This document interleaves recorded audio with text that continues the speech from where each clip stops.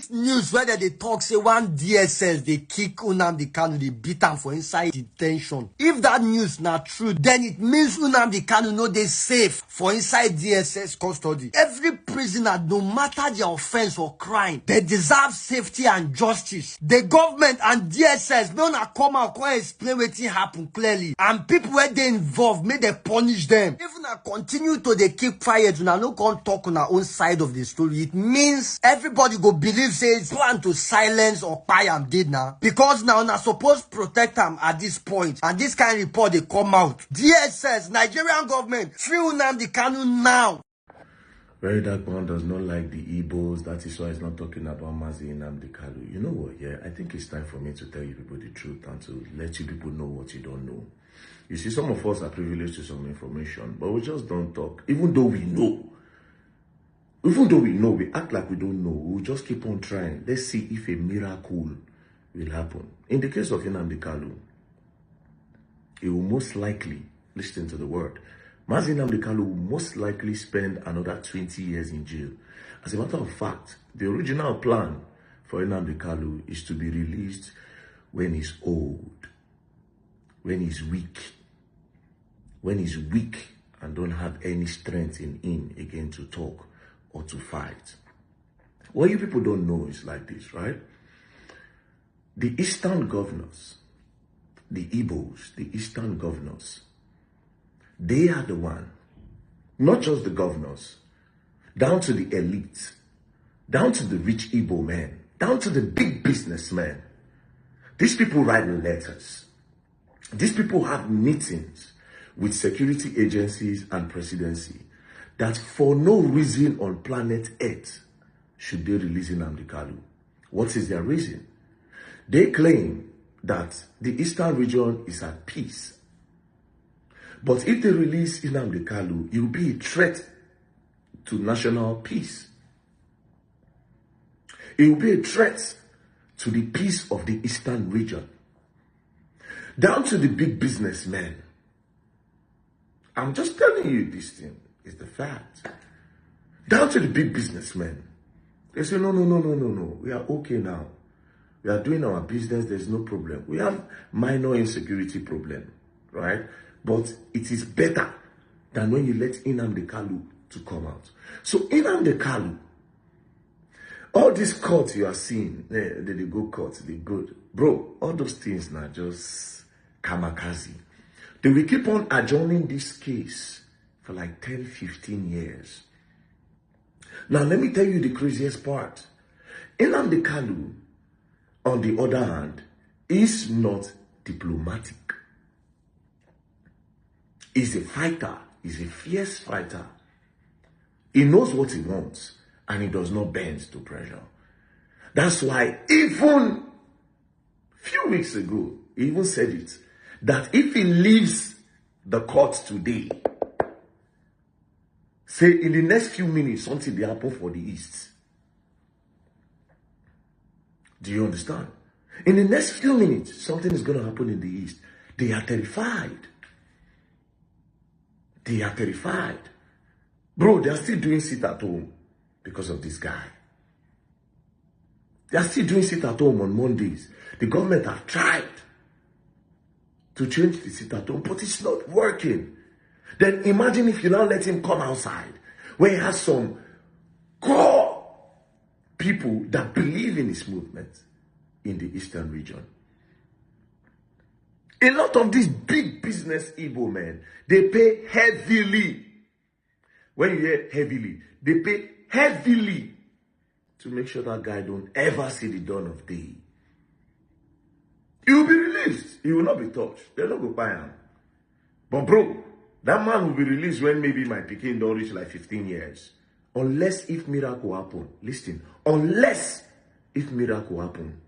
Unless if miracle happen. Has been designed to be there till his bone weeks. How many big business person, how many influential person from the Eastern region have opened his mouth to say free this guy? How many? How many? How many influential? How many? How many? How many? Now, you complain. Oh, they are giving peace deals to terrorists in the north.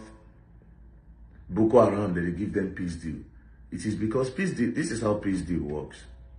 The governor of the state can sometimes suggest, he go send people. Do you understand? Go talk to these people. Go talk to the terrorists. Say, Alpha, are you willing to lay your arm? This thing has been going on for a long time. Are you willing to lay down your arm so that you can just let everything go? Do you understand? That person goes to negotiate and come back. If it is a green light, the governor now can go approach security agencies like the NSAs. Come follow them talk. NSA can say, okay, since now your state's no wala. Then sometimes it is the NSA and the security agencies now then go contact the governor, say, we need to do a peace deal. But in the eastern region, nobody is going to say, Mona, release this guy. Because they are all terrified. Do you understand? The popular names in politics in the East, the popular names in politics in the East, they don't want Nnamdi Kanu to come out. You know why? Because if this guy comes out, and maybe you are trying to be a governor, and he says you are not going to be a governor, he will not be the governor. Do you understand? Even though you will later be that governor, blood go spill. If you say you want to be president and he say, don't be you we want, you who no wants you cannot lead the Igbos. It is you we want. Guess what? Your people, the attention, the support you have in the East will be divided. Do you understand? So, when that man is not talking about Nnamdi Kanu, that's not true. In the past, I have. As a matter of fact, there was one time I spoke about Nnamdi Kanu, I was called and I was warned. Yeah, but I still spoke about him. I was called and I was warned. I was called and I was warned. Omoyele Sowore have been arrested. What I'm telling you now, Omoyele Sowore knows. But he was hoping for a miracle. Just like every one of us that hope for a miracle. He risked it to hope for a miracle that just in case, let's just try if it will work and they will release this guy. Sowore was just hoping for a miracle to happen. Okay, yes, maybe this miracle will happen. Let's try. Maybe we won't put a little bit of pressure. But he didn't know. I would say he didn't know. He knew he was going to be arrested. He was just trying his best. Do you understand? But guess what? We are not going to stop. We'll still keep on trying. But I'm just telling you, this is the original design. Because these governors in the eastern region are telling the president, are telling the security operative, are telling the NSAs, are telling the DSS, are telling the police, are telling the army that this guy is a threat to state peace, is a threat to national peace. You can never let this guy go. And him, on the other hand, Nnamdi Kanu ready for sale. Now I still let them know say, if I come out today, Aragagbandi ara unugi, Aragagbandi aragi, all of now, una go collect one after the other. So, like I said, this whole thing, it has been designed. All the court cases, so they adjourn the case for 10, 15 years. They will let him go. They will not touch him. They will feed him. They will clothe him. Anything he wants, he will get. If he wants a phone, if he wants a laptop, they give it to him. If he wants to fuck, they get him a girl. Anything he wants, yeah, they'll give it to him. Then they will leave him later. When they don't leave him at old age, they'll come give him one national award. They'll come give him one national award. They'll come say, he has been resistant, he's a leader, he's a OON, Order of the Niger. Bro. I really wish him, Nnamdi Kanu, was diplomatic though. But again, I mean, I think what he's doing is probably what I would do too, if I was ever in his shoe. You understand? But he also needs to also be diplomatic. Because he know the deterrence, okay, no wahala, no fight again. Then maybe when he can't go outside, he can fight. But if they still they tell them every day, say, we go scatter everywhere. And the sad part is say, now, if you can't tell them, say, you no go fight again, they no go believe, they will still keep on. So please, don't put some allegation on me that, because it's just because what I know, you don't know. What I have seen, you don't see it. The information I'm privileged to, you are not privileged to those information. So we are not the same. And this have nothing to do with the Igbo. Stop trying to force a narrative and a propaganda that I hate Igbos. This is, I don't know why you all want to do that, but it's your business. Anyways, peace and love, don't play. If you play, don't learn, I will learn the hard way. Every traitor will be paid in a millionfold for his treachery against his own people. Every traitor. Nnamdi Kanu should not be a problem. Nnamdi Kanu is in the struggle. It is the struggle for liberation of his people. For first of all, for liberation of himself and liberation of his people. And people have chosen to follow him. If you are not following him, just keep quiet and go and do your own. Let it not be an issue for you. It does seem you are not an issue for him. But you come in and become. Why? Who knows that Nnamdi Kanu will come? Nobody knows. I didn't know, you didn't know. But the Buhari, the Christian Nnamdi Kanu. Buhari is not the most strongest human being on earth. We have seen so many people. Where it will go? Where it will go? Apartheid system, where it fall? Where is the British Empire? Where is the Soviet Union? Where is the Roman Empire? We don't see a lot of things. Nnamdi Kanu, whether they bow for him or they don't bow for him, it's none of your business. Because if you are talking, if you have sense, if you talk about Nnamdi Kanu bow, you go talk when they may bow down for one man called Kanu, when they may bow down for one man called Sutai, when they may bow down for that thing they call Buhari. That they brought from Namdi. You don't talk all those Nnamdi Kanu might be a problem. Nnamdi Kanu is on a cause that will bring salvation, independence, freedom, and dignity back to our people. If you don't agree with him, just keep quiet. Because very soon you will come. We are marking all of you. We are marking all of you. All of you who think that by trading with us. I was wondering when it came to a point that they said he has to open up his defense and close in 6 days.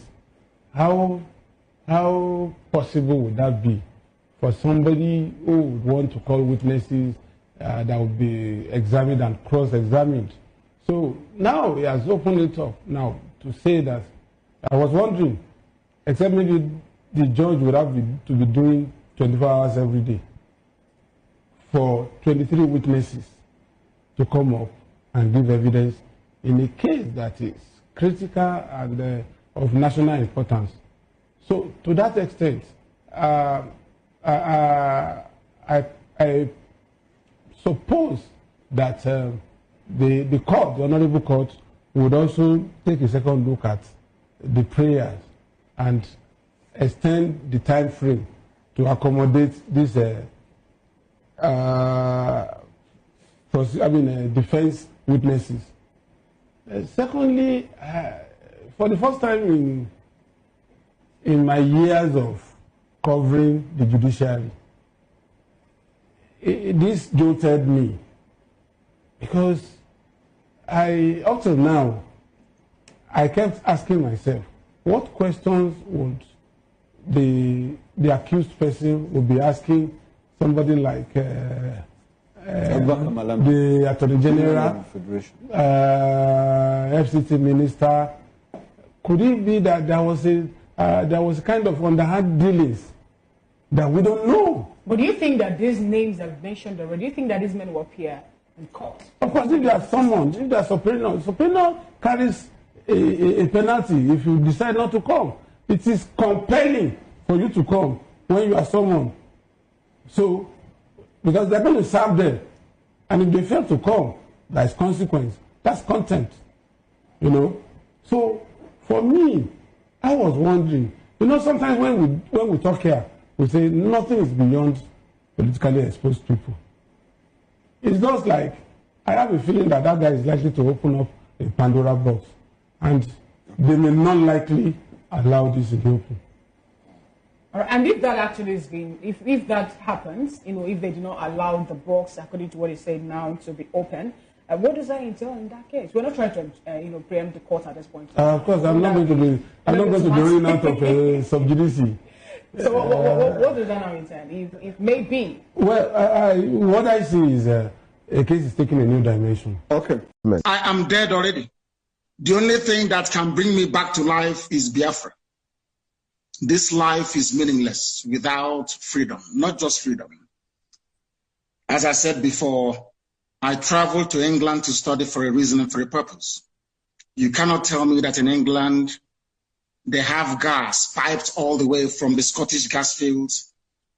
There is 24 hours a day electricity. There is gas. If you're homeless or if you're unemployed, the government can give you what is called housing benefit. You can pay your rent and live in a decent home. They also give you money to feed as well. If I cannot do those things for my people, then my life is meaningless. So as I am right now, I'm already dead. I'm only waiting for Biafra to revive me and to resuscitate me. And I feel and I do pray that most other Africans should feel the way that I do.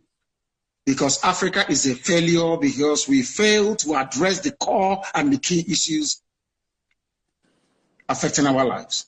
We intend to change that. And by the grace of God Almighty in heaven, we shall be successful. My life doesn't matter anymore. What matters is Biafra. Everything else is irrelevant. And the zoo government, they know it. Everything is irrelevant. The only thing that matters to me, God is my witness, is Biafra, nothing more. I'm not doing anything. I don't have a car. I have nothing. The only promise I said to God is, give me Biafra, that's all. I don't want anything else. What am I doing with money? What am I doing with cars? I don't need them. The Biafra I do need. I am dead already.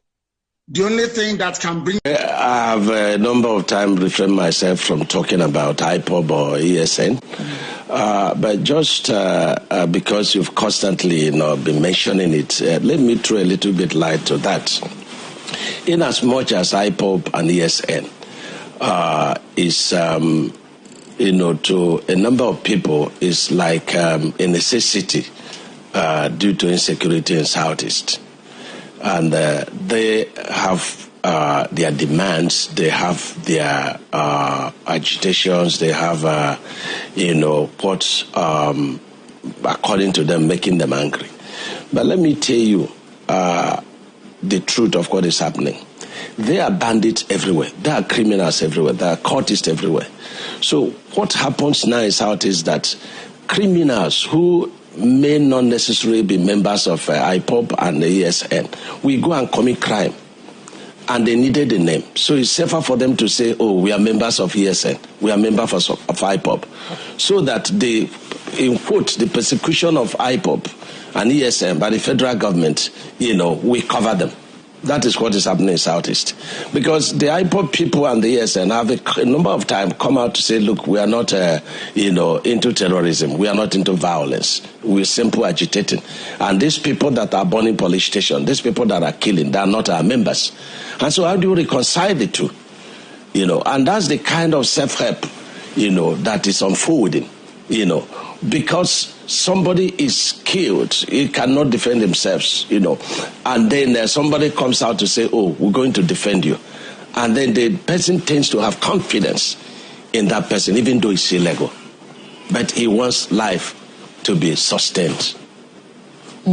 It's a rather complex situation, but what... Before the protest, I was one of those who said, look, let those who, Southeasterners keep away. And the reason why I said that was that when Showore started calling names of P2B, trying to rub him in the mud, and I said to somebody, jokingly, I said, if P2B shows there, they will either kill him or arrest him. And the next thing is that they will charge him for treason. So for me, the protest did not achieve what it was meant to achieve. But one thing I like the protest for is that we have moved it from the southeast to the seat of power. And that's what I've always told the people in the southeast. Those who declare sit at home, I say, you cannot declare sit at home in the southeast and you expect it to affect the federal government. Declare it in the, come to the Abuja and declare. Or you say that all Igbos who are trading in Nigeria, everybody, don't open your shops. Then it will affect the government. So what they were doing in the southeast was actually killing the southeast rather than protecting and elevating the south. But do you think that that particular call on Monday will ever hold water, given the fact that the ED of the Lagos Trade Fair, say something yesterday that Igbos, who happens to be the majority persons trading in that trade fair, should try their best not to be part of the protest? Talking about the fragility of the trade fair and its complex at this point. Well, if you look at it from that point, everybody's protecting themselves. But I am telling you, that's why we have a problem in Ebola. First problem we have is that what is it? The Igbos have no leader. And unfortunately, the people you see today parading themselves as leaders are not leaders. These are psychophants. And that is where the problem of the Igbo starts. The Igbos have no person who is speaking for them. The things that are happening in Igbo cannot happen in the north. You see where the bandits sit down with government officials negotiating. Can it happen? Can you see IPOB sitting down in the southeast negotiating? It will not happen. Because you have a country that is running two laws. One law is for the south, one law is for the north. And we must be very honest with ourselves when we say these things.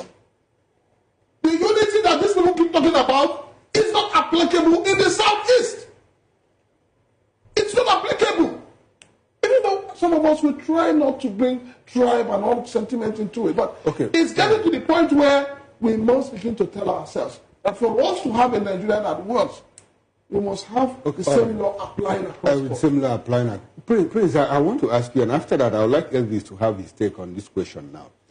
Do you think that any level of pressure through protest mounted on the federal government will lead to the release of Nnamdi? The only solution to the release of Nnamdi is political. Is protest part of it? No. Okay. It is political. Nnamdi is a political prisoner. Okay. There are other people who have said worse things than Nnamdi. Where you come from in Nigeria today, determines the kind of justice you get. Prince, I want you to answer my question directly. Do you think that any level of protest mounted, and I asked you, political solution, is protest part of the political solution? No. Okay, so I do not believe in this protest. That was the first question I asked. I do not. You know why I do not believe in this protest? Okay. I do not believe in it because you cannot tell a child more about the father than the child. The man behind the people behind the protest, they're not even being sincere. Okay. Honestly speaking, they are not being sincere. All right. Let me finish. The only way I will see the sincerity in this protest is if Shogure gets arrested and tried with the others. We have chosen to say the truth. Even if we are going to die, let us die and let tomorrow appreciate what we said. And so, as far as I'm concerned, the federal government is complicit. The day they want this insurgency to finish, it will be done. Actively, they are working with Turkey, they are working with Saudi Arabia, they are working with everything to Islamize. But the real agenda is to take over Nigeria. And all these insurgents that you see happening is from Mauritania, is from Senegal, is from Cameroon, is from all over the place, trying to ensure that the indigenous people of this country do not have a say, but the Fulanis have a say. We are not against Fulani people. In government here in Benue State, I have Fulani people who are in my government. I have no issue about Fulanis, indigenous people. Everybody in this country, Nigeria, comes from somewhere. Even the Tea people, where I govern today as governor, they come from somewhere. But we have settled. Today, because of the rise in population, there is nowhere you can say that the Tea people or Benue people should leave Benue State to go to Cameroon, where is the land? To go to where? Where is the land? And so this is the main problem that we're having in this country. If these governments will appreciate and stop deceit against the people, we shall all work as a team. Nigerians, wherever we come, let us cohabit and live together. But where a particular ethnic group wants to take over the country and make some of us slaves, I can never be a slave to anyone. It is better I die and not be alive. I cannot be a slave to any Fulani man. Fulani should live their life. The Tea people should live their life. The Yoruba people should live their life. Hausa people should live their life. Every other person should live their life.